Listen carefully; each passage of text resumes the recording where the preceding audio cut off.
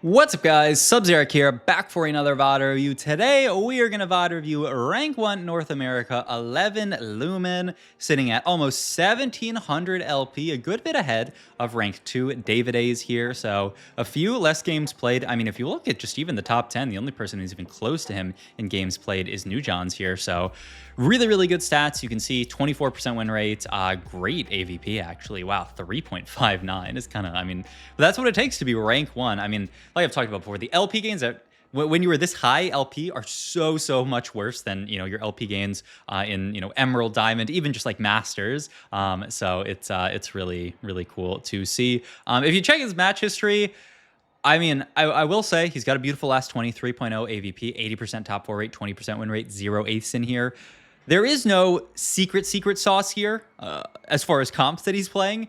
He's playing a lot of Star Guardian. He's playing some Karma in here, but I mean a lot Star Guardian, Karma, Star Guardian. This Koboko plus Janna comp, which I've done a VOD review before. If you guys haven't seen that, I mean it's literally on my channel. Karma, some other stuff. Karma, Star Guardian. He actually likes Karma a decent bit, interestingly enough, because I think this is a kind of underplayed comp. So yeah, I mean, it's cool. I kind of wish we could do a Karma VOD review, but all of these ones don't actually have Karma VODs in them. So we are going to watch, yeah, spoiler alert, the best comp. It's Star Guardian. I think, at this point in the set, we're about halfway, a little bit more than halfway through the set.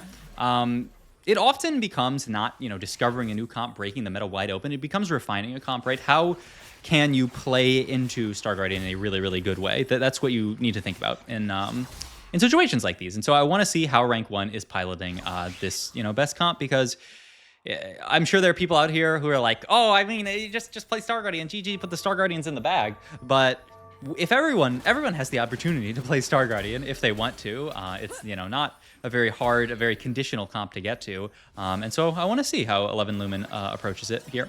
Start off here with, a bit of a Star Guardian opener. We do also have the Violet here if we want to start looking towards a Crystal Gambit opener. I did see 11 Lumen play a Crystal Gambit opener, a Lost Street Crystal Gambit opener earlier.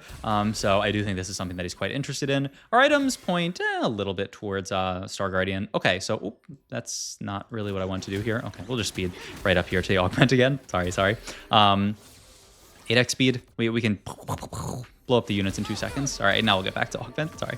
Okay, so yeah, what I just wanted to say is Calc Loss, I do feel like in a meta like this makes a lot of sense. You just get to, 10 loss it and then just teleport to a Star Guardian board and feel really good about it. So we'll see. We'll see if that's what Mr. Lumen wants to go for in this spot here. I mean, Pandora's guarantees you items. I don't really like Pandora's from item anvils because you kind of already have Pandora's a little bit from item anvils.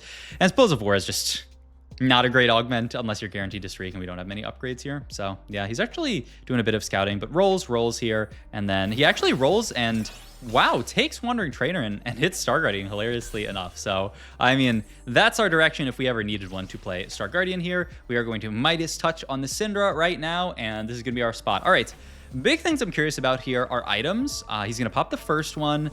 I do think most people like Jinx from an IE Shojin perspective, and he is going to take the double Shojin components here, the sword and the tier, and then just chill a little bit on this board here. I did peruse the match history of Mr. Lumen a decent bit, and I saw a lot of IE Shojin GS, a lot of Kraken in there even, but I do think still a lot of people, even with the bug fix to Jinx, where she no longer does her 4th Giga Rocket, still really like just the IE Shojin, and then go for the Gathering Force and just get her casting.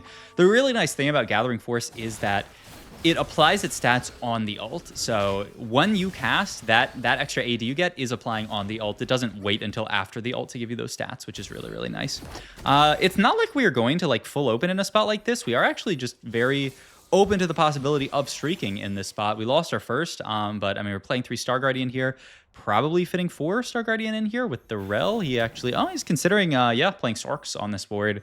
Yeah, actually, I could see it. We need more damage right now. We have the dummy that's extra frontline, so we might as well play Sorks here. He didn't slam Shojin last fight because he was saying open to potentially loss streaking here, but now after winning a fight, we are going to slam Shojin. Try to kill as many as possible. We definitely wouldn't mind winning, though. Looks like we are going to take a loss here. I'm really curious, actually, to see what item comes off Carousel here, because you know, if you have the opportunity to take a sword, it's really good for the Jinx later, but the problem is it kind of sucks right now. So I'm really curious. Yeah, he is still just gonna say, I'm gonna take the sword. I really want this to guarantee that I'm gonna have good items for my Jinx, and I'm going to, you know, be able to just probably slam IE in this spot and complete my Shojin plus IE already. I mean, this Jinx unit uses, I mean, like I said, Shojin IEGS. That is a triple sword setup, a TSS as we call it in the business here. Gonna Oh, see already. See, this is why I like VOD reviewing players like this. The Sterak's slam from the start here. Sterak's more important in his estimation than IE.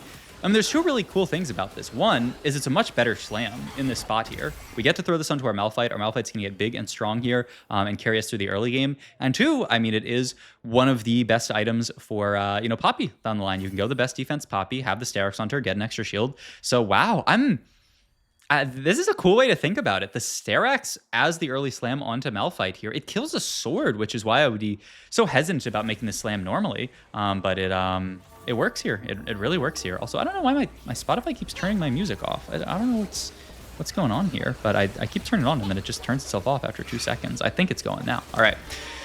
We do complete the perfect no streak here. Loss, win, loss, win, loss here, which is a little scary. I mean, to me, this looks, minus the fact that we have a Star Guardian spat, like a below average start for Star Guardian. We don't have a Syndra 2. We have great item slammed. We have no Econ because we didn't take Econ Augment. And if there's other people who are really looking to play Star Guardian in our spot, I'm actually kind of worried about this spot. So I think this is the perfect game to VOD review because it's not, I mean, all the people who complain on my channel, they're like, oh, the game you watched are so high roll. I mean, this is not a high roll game. Okay, he's got 2 open slams here. He can make Crown Guard or he could make the Protector's Vow, and he does opt to make Crown Guard first here.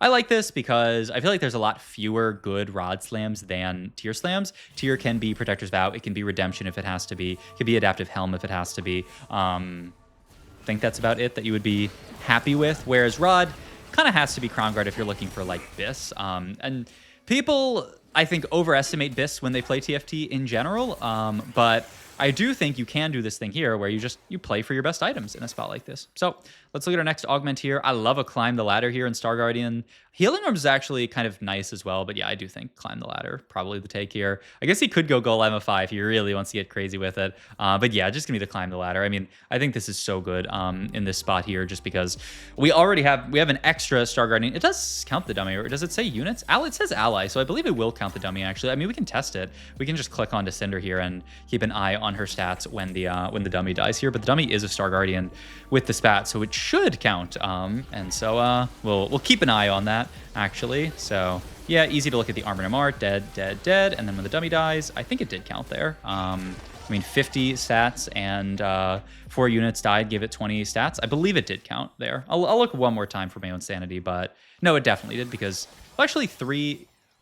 No, but this is Crystal Gambit. That's why you shared stats, because these 4 units all share stats. I think you walked up, actually. I'm going to watch one more time for my own sanity, but I believe it did count the dummy, which is really, really good, right? We had an extra unit here for the dummy, which is really nice. And we also, dupe the Nico at this point. Yeah, why not here? I mean, that's what our dupe kind of has to end up going on, so I think it makes a lot of sense to go there. So that's 5. Every single unit on the board should be good for Cinder here. 40, and then 3 units die, 55. Yep, okay, so it does count the dummy. Good TFT science here to just ensure that that makes sense. All right, Carousel here. There is a Poppy with a Rod attached. Do you want it? I mean, I guess you do. It's a little scary because we've already killed our Rod here, so it's awkward. It's quite awkward, actually, in a spot like this, but I mean, I think it's necessary just to guarantee Poppy. Oh, and look, interesting. It looks like he's tailoring. Yeah, he's going to sell the Cinder here and then power up the Poppy with no Star Guardian on board and just dig for best defense here. So if you guys haven't seen what he did there before, what he did is he fielded no Star Guardians to ensure that he cannot get Star Sailor. Because Star Sailor, way worse than best defense onto Poppy. So he was actually doing a Star Guardian-less Taylor there onto the Poppy so that he can, try to get the best possible odds for best defense, and he ends up hitting it. That's the other thing that I think makes this comp so good, is hitting really, really good power-ups, stuff like best defense and gather force, and so that is really, really smart from him. I think that's actually beautiful here, and I bet we're not going to use this next It's tough here, actually. Yeah, I think he's not going to use it, being really greedy with power-ups. But that's what you need to do. Yeah, he might even just level up, throw a random Aatrox on this board, and then power him up, just to have somebody to put it on. Oh, he does put on the Cinder here. Interesting. Huh. Because the downside to this is, I mean, it's going to make your board a lot stronger for now, but the downside is you're going to have to burn a remover later, unless, I mean, as long as you find one more Syndra, you can always remove it later, so it should be fine, I guess. But I fully expect him to try to remake the Syndra, not burn a power-up remover, because that's the big thing about this comp is there's very specific power-ups that you do want, and if you do not get to them, your life feels very, very bad. This is how people find success on comps like this. This is what I was talking about at the start, you know. It's optimizing this comp, every single little thing. It's not about, you know, playing, you know, just mindlessly, oh, we play this line and it's really good. No, it's about refining it and making it perfect here. And another refinement that I think is going to be, you know, very interesting talking about, you know, how to play this comp correctly is what are we going to make here? We can make a Kraken, which is a quite good item onto the Jinx. And then what? The rest of our items are actually very, very awkward. Because, like, you could make a Kraken TG, which would probably be your best double slam for now. The problem is then is what is our last Jinx item? You're kind of stranded here. So I would feel good about Kraken, and then I guess nothing? Kraken JG, and then we move the JG later? I mean, maybe that's the idea, but I'm actually really curious to see what the slams are. You could also make Kraken, then hold the rod for another Crown Guard. Bleh. Kind of like Kraken JG, and then you go for Protector's Vow, and then IE, but we'll see here what Mr. Loom wants to go for. Obviously, we cannot level here. We are way, way, way, way too poor. That's the thing where I'm really curious about in the spot is we're pretty poor. We're on a loss streak. The spot really doesn't look insane to me here. It looks okay. The one, like I said, nice thing about our spot, great items, great combat augments. If we get to the board, we'll be feeling good. He opts to make LW adaptive. Wow. So no Kraken. He's not interested in that because he knows he's saying, I mean, we're going to get AD from the Gathering Force.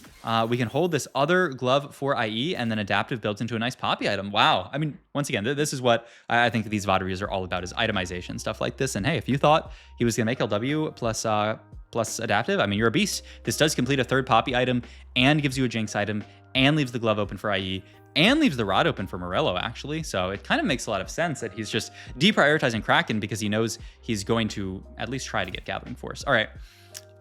He actually rolled this one so quickly that we didn't even see it. So let's go back here and see what he rolled past that quickly. Just because it's good to know what he thinks is bad. In general, it's great to get these kind of priorities from high elo players like this. Yeah, fair enough. Tomb Raider. I don't think we really need more items. I mean, cloning facility gives you another unit. Oh, Tesla coil. Oh, wow. Wow. I mean, can anyone say that we're going to take that in this spot? I mean, so it gives us the econ that we need to hit. It's 13 goals. We get 2 dupes, which is the only interesting thing is what are we actually going to do with these dupes? I mean, we have 5 Nikos now. There's a Poppy. Wow. I mean, this is... Okay, Poppy 2 here. Really good. We sold the Syndra, but we still don't have an extra Jinx. Also, do we want to look for Nico 3? He's going to opt to not look for it. We do find Ari 2 here, which is pretty good. But we do need to keep rolling for 1 Jinx. I mean, she can, you know, Ari can hold the Shojin, but what about the rest of the stuff? We also, yeah, are going to pass on the Swain here, sell all the Swains here, holding these extra Poppies. Boom, last shot, we pick up the Jinx. Huge here. Where do we actually want to put these items? I'm also kind of curious because we could just item up the Jinx, and we are going to item up the Jinx, okay? Gonna probably power up here, dig for... Ooh, we can't find it. Do we have time to power remover again? I mean, we're just going to grab the Solar Breath for now. And I mean, maybe it's going to stay on Solar Breath for a bit. It is Heal Cut on a board that lacks it. So maybe we do actually sit on Solar Breath here. We'll see. But we hit the Poppy too, which is the big thing. And yeah, it was the dupe there for Econ, which, I mean... On its own, even if you don't use the dupes, which hopefully we'll be able to use the dupes on something, even if you don't use the dupes, it is, I mean, 13 gold on its face, which is not bad here. He's going to roll, wow. I'm pretty surprised by that roll as well. What is the idea behind that roll? We roll really deep there for, in my estimation, no reason. I don't really understand what the roll is there. We power up, we find Ramping Rage here, so still do not have that... that Gathering Force here for the Jinx, which is rough, but we do have that best defense Poppy with triple combat augs here. Gonna lose because we do fight a 2-star forecast here, which is rough here. I'm actually, while we're on Carousel here, gonna do a quick scout. I imagine we are going for IE for the Jinx here, but I actually can't do a scout. What? Oh, I can do a scout like this because I just wanted to see how many Jinxes are out. So this guy's Jinx 2, that is Kyun here, Jinx 2, and this is us.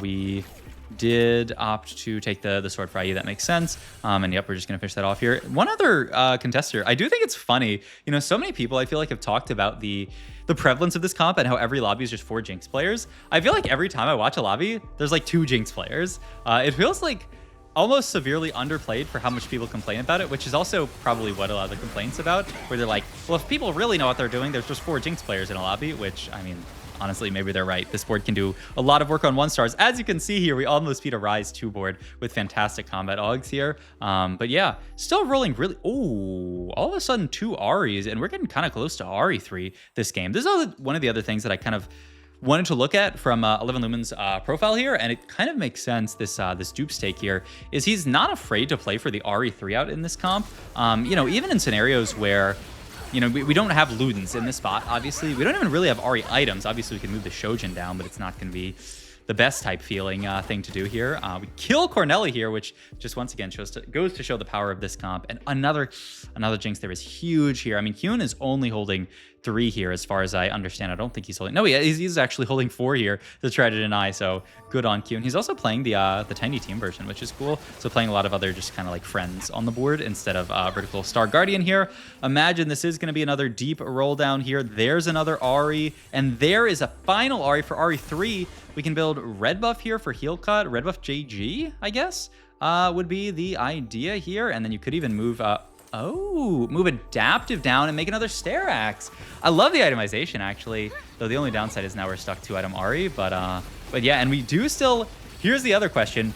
Do you move power up here off of Jinx and onto Ahri? I mean, let's check the damage charts here. I have to imagine Ahri's out damaging the Jinx, but I think that's probably only until we hit Jinx 2. The problem is, if you power up Ahri, you can't go back, right, until the end of this stage. So you have a kind of a huge opportunity cost here. He is going to power up the Jinx, and he tailors for it and does hit Gather Force. Beautiful stuff there. Once again, taking all the units off the board to ensure that you cannot hit Star Sailor. It's a small thing, but it's also not small, because that can be one of your 3 power-ups that is gone, and Star Sailor is a huge % chance to hit here. I do want to check damage charts here and see. Yeah, still actually, you know, Jinx getting out damaged by the Ahri, but boom, there's the Jinx too. That is a huge hit for us, and now we are smooth sailing. I mean, I really, really like how we navigated this game. Just really playing into the degeneracy of going for best defense, going for Gather Force, optimizing for it, rolling really deep, taking the duplicators as an econ augment, then using the duplicators to find the RE3 as our second out here.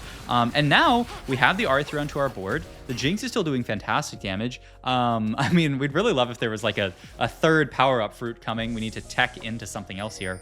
Star Guardian Emblem? I mean, we're probably going to end up not being able to take it here, but we do get it. They gave it to us. They gave us another Star Guardian emblem here, so we got 9 Star Guardian. And all right, I mean, that is certainly I'll give you that. It's a high roll, but I mean, everything up to this point has been really, really nice, actually. I love how we played this game, and now we have 9 Star Guardian, and we can check on how are we doing on the prismatic. I mean, we're actually nearly halfway there. This could actually be a prismatic Star Guardian game with how strong we are and how early it is. It's only 5-5 here. The Poppy beast with best defense, just so much damage. The Jinx doing a lot of damage. I mean, he got there to perfect power-ups, used the dupes here as a really, really nice final econ augment, also used the Midas Touch in the early game, you know, went for the Poppy specific power-up. You know, he sold the Cinderace so that he didn't have to, he did not use power-up remover once this game on a unit not named Jinx and not named Poppy here. And I mean, I think it makes perfect sense. Well, I mean, you need these power-ups in this comp. If you do not get them, you are so much weaker. So just optimizing for every little thing. I mean, that is what TFT at the top level is all about here. And oh my god, I guess that shows why 11 Lumen actually likes this Sorks comp a decent bit. Garchomp Pro. By the way, this guy back this set, I mean, doesn't even have that many games played, but he's pretty high elo. This guy, man, this guy's such a beast. I should DM this guy and ask him how he's doing. I have talked to him a little bit in the past. Really nice dude and very strong player. So I hope he's truly, he's probably not truly bad because he barely has like 200 games played this set, honestly. All right, pick up the Death Cap here for the Ahri. Fantastic here. Then even just going to move the Rod over to the Cinder here because might as well just throw it onto a unit, and our board is looking so strong. I mean, this, to me, if people can't cap higher, is looking like a win out here. We'll see here. Kyun has this pretty strong board with the Varus too and stuff, but I mean, we crush clone there. We'll see what real looks like. I feel like that is going to be our main, you know, problem later down the line. Level is a really early level. Gonna opt to play just the Shen on this board. He's Edgelord plus Bastion. Edgelord, basically a completely fake trade here. We would definitely prefer to have a Braum on this board over the Shen. But I mean, hey, a decent unit to play. Now we fight Kyun's real here. And Kyun now has triple item Varus, though. I wonder if he has the front line to support this. His front line looking pretty good. This fight looking really close. Yeah, we do lose to Mr. Kyun here. Garchomp Pro goes down here. Babzera takes a loss here. I will see... We're close, but not too close, man. This is, you guys ever played Undertale and fought against Sunderplane? Just wondering. Like, we're so close to hitting, but it's actually, like, not really close enough. Like, I wonder... I mean, I doubt we'll make it here. We got Babzera up here. We'll see what we can do against this guy. I mean, he's got a really, really strong Shadow Clone, Ziggs with Static Shiv. Great items onto him. The Malphite looking good, though. Oh my god, we just blow this guy's front line apart. And boom, top two now, actually. Tempest Life and Babzera going down. There's a Seraphine on Carousel. I mean, Kyun will very likely... He's not going to deny the Seraphine? Kyun, what are you doing? Wake up. You're playing for content here. I mean, that's our 10-star guard, and you can't be letting that go. Oh, Kyun, what are you doing? He was the correct side on it, but I think he just didn't even realize that he needed it. And yeah, he's actually going to move. He's not going to put out one Seraphine. He's going to move the double death cap over here. So Seraphine's going to take too long to cast to move something like red buff. We're going to red buff the Xayah here. Beautiful stuff. And make sure the Xayah is right on top of this Poppy. This fight looking pretty scary, but oh my god, the Poppy clutches out in the again. How close are we to start already now? 14k? I mean, it's very, very close here. He does have the opportunity to play Braum, but I don't think you want to drop out anything. I mean, 10-star rating is a lot of extra stats onto our board here. So, I mean, this game might just end right here if we kill off Q in stage 6. Pretty... I mean, if the fight's as close as was last time, we're not actually going to kill him here. And then we might actually be able to get to the Prismatic here. We'll see here. All right, rotate into him. Kill a lot here. He's killing a lot as well. This is a really close fight. Oh, Kyun survives at 2 here. Pick up the Braum here. What you want here, you want replacement Jinx, right? You take Jinx out and field the... Yeah, exactly. You field the worst Jinx here, the smaller Jinx here. Oh, he's gonna go down to 8-star and not even play a Jinx on his board. Just take out all of his damage dealers so he can get more casts off, right? This is what you do. You get more casts off versus this minion round to try to get to your Prismatic. He sadly did not make it there, and this is going to be the last fight. Ooh, Seraphine 2 out of nowhere. Is he... I mean, I don't think she's better to itemize, actually, than any of this stuff. The only question is, do you want red buff on her? And yeah, he is going to say, okay, Seraphine 2 good enough to throw red buff on. I mean, this should be enough of a spike. We're already winning the fights before, so it should be a dub unless Kyun throws something crazy together here. Close, but big Seraphine ults, it's not close. Beautiful game from 11 Lumen, just showing how to optimize this line, optimize for power up, optimize for items. I mean, I think a lot of the decisions he made were really, really smart this game. So, hope you guys enjoyed this video. As always, if you did, please like, comment, and subscribe. Check out my Twitch, my Medify, all my links down below, and I'll see you guys in the next video. Thanks for watching, as always.